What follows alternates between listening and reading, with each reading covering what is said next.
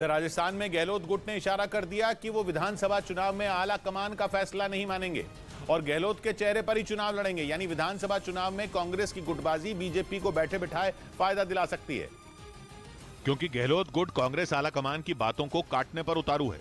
दौसा में भारत जोड़ो यात्रा के दौरान जयराम रमेश ने कहा था कि इस बार कांग्रेस किसी चेहरे के नहीं बल्कि संगठन के दम पर चुनाव लड़ेगी।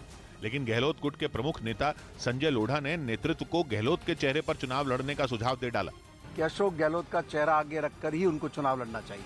उन्होंने पायलट की काबिलियत पर उंगली उठाने में भी देर नहीं की। सचिन पायलट प्रदेश कांग्रेस के अध्यक्ष थे, उप मुख्यमंत्री थे। जब लोकसभा के चुनाव हुए, नतीजे क्या है आपको पता है। यानी राजस्थान में कांग्रेस हाईकमान का अलग सुर है और गहलोत गुट का अलग, जो सत्ता में वापसी की कोशिश में जुटी बीजेपी के लिए गुड न्यूज है, क्योंकि राजस्थान में कांग्रेस का संगठन मजबूत करने पर किसी का ध्यान ही नहीं दिख रहा। सारा फोकस सीएम के चेहरे पर लग रहा है। इस बीच खबर है कि अमेरिका के कैलिफोर्निया में बने ट्विटर के मुख्यालय में अब वहां के कर्मचारियों को अपने साथ दफ्तर में टॉयलेट पेपर लेकर आना पड़ रहा है, और ऐसा इसलिए क्योंकि इलॉन मस्क ने ट्विटर कंपनी के खर्च में कटौती कर दी। न्यूयॉर्क टाइम्स के मुताबिक ट्विटर दफ्तर में ज्यादा वेतन की मांग करने वाले सफाई कर्मचारियों को मस्क ने निकाल दिया। यही वजह रही कि अब वहां काम करने वाले कर्मचारियों को अपने साथ टॉयलेट पेपर भी लेकर आना पड़ रहा है।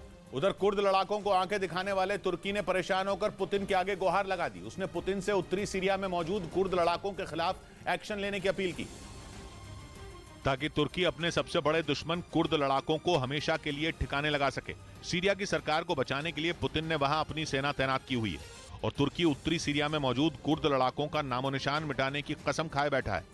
वो कुर्द लड़ाकों को आतंकी मानता है, इसलिए वो आए दिन उत्तरी सीरिया में कुर्द लड़ाकों का शिकार करता रहता है। अभी सोमवार को ही तुर्की ने वहां 10 कुर्द लड़ाकों को मौत के घाट उतारा था और अब 3 दिन बाद उसने फिर उत्तरी सीरिया में 12 कुर्द लड़ाकों को मार गिराया। लेकिन सीरिया में रूस का दखल इतना है कि पुतिन की मदद के बिना तुर्की वहां ज्यादा कुछ नहीं कर सकता। इसलिए तुर्की के राष्ट्रपति ने पुतिन को फोन घुमा दिया और उनसे कुर्द लड़ाकों का सफाया करने के लिए कुछ करने को कहा। इस बीच बाइडेन सरकार ने वीजा फीस में बढ़ोतरी का प्रस्ताव पेश कर दिया। अगर उनके इस प्रस्ताव को मंजूरी मिल गई तो अमेरिका के वीजा की फीस में 204 गुना तक इजाफा हो जाएगा, जिसका सीधा असर उन लोगों पर पड़ेगा जो दूसरे देशों से अमेरिका में काम करने जाना चाहते हैं, क्योंकि बाइडेन सरकार ने H1B और L वीजा की फीस भी बढ़ाने के लिए मंजूरी दी है। L वीजा का इंतजाम अमेरिका की कंपनियां दूसरे देशों से आने वाले कर्मचारियों के लिए करती हैं। ऐसे में इस प्रस्ताव के लागू होने पर उन्हें काम पर रखना भी महंगा हो जाएगा। इधर न्यूज 18 पर आतंकी अलर्ट की एक्सक्लूसिव खबर दिखाए जाने के बाद CRPF की 20 कंपनियां राजौरी पहुंच गई।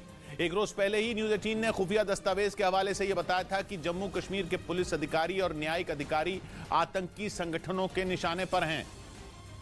और न्यूज 18 को मिले उस एक्सक्लूसिव दस्तावेज में यह भी बताया गया था कि इन अधिकारियों को निशाना बनाने के लिए आतंकियों ने साइको वॉर शुरू की है, जिसका मकसद किसी बड़े अधिकारी पर हमला करना और उसके नीचे के अधिकारियों में डर पैदा करना होता है। मतलब यह कि पाकिस्तान के इशारे पर आतंकियों ने कश्मीर को दहलाने की खतरनाक साजिश रची है, जिससे निपटने के लिए केंद्र सरकार ने CRPF की 20 कंपनियां राजौरी और पुंछ भेज दी। राजौरी के डांगी इलाके में CRPF के जवान पहुंचे और LG सरकार से कुछ दिन पहले ही मांग की थी सुरक्षा की। गांव के लोगों ने न्यूज 18 को मिले एक्सक्लूसिव दस्तावेज में यह भी बताया गया था कि आतंकियों ने पाकिस्तान की सीमा से लगे पुंछ और राजौरी जिले में हमले का प्लान तैयार किया है।